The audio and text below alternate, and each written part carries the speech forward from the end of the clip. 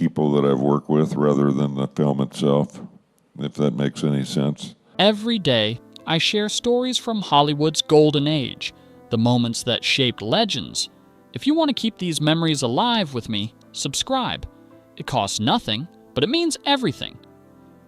Sam Elliott's life has always revolved around silence, the kind that carries weight, not emptiness.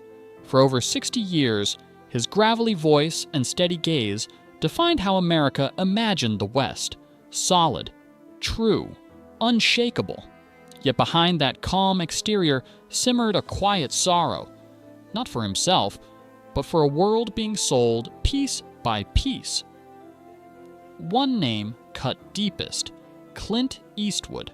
Hollywood painted them as two sides of the same coin, but Sam knew better. Eastwood, once a figure of rugged dignity, had become flashy, political, and obsessed with the spotlight. The final straw came in 2012, when Eastwood performed his infamous empty chair act at the Republican National Convention. Millions watched. The media laughed.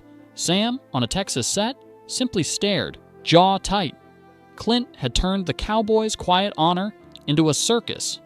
"He forgot who he is," Sam said. Robert Redford, too, drew his ire.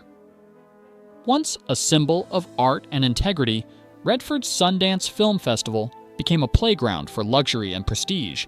Sam saw the hypocrisy behind the polished speeches and sprawling estates. The man who preached simplicity and virtue had become a mask, polishing a halo while the festival's original soul vanished. Kevin Costner, Hollywood's polished cowboy, only widened the rift. Sam respected grit, not studio perfection. When Costner's glossy films replaced raw storytelling, when his personal life grew messy, Sam saw the cowboy code being ignored. "A cowboy doesn't need lawyers to keep his honor," he once said, walking horses in Malibu hills. Even Benedict Cumberbatch, an outsider, challenged Sam's vision. The Power of the Dog earned acclaim, yet to Sam, it was a polished, foreign version of the West, one divorced from the dirt, sweat, and survival that built the frontier. Sam declined to narrate it, and when Campion and Cumberbatch responded gracefully, his silence said more than words ever could. Taylor Sheridan, once admired, eventually felt like a betrayal. Hell or High Water reminded Sam of the Texas wind, honest, raw, alive. Yellowstone, however, turned that grit into a global spectacle, a premium product.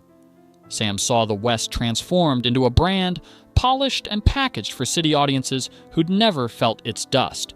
Through it all, Sam Elliott remained steadfast. He starred in 1883, carrying the spirit of the West quietly, deliberately. Critics praised, audiences celebrated, but Sam knew the difference between performance and truth. The West, to him, was never about fame, spectacle, or polish.